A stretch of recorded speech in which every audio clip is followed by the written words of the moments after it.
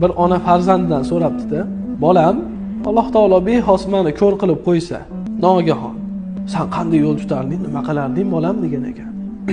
Shunda farzand o'ylamasdan turib shunday javob qildi: onajon, doim yoningizda bo'laman. Har qanday holatda ham men sizni qo'yib yubormayman. Siz bilan birga bo'laman doim onajon degan ekan. Ona aytibdi: yashang bolam, tashakkur.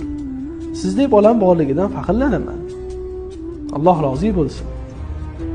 Shunda farzand ham qiziqibdi-da, onasidan so'radi: onajon, men ham ko'r bo'lib qolsam nima qilardingiz? Siz qanday yo'l tutgan bo'lardingiz? Siz ham men doim ushlab yurarmidingiz?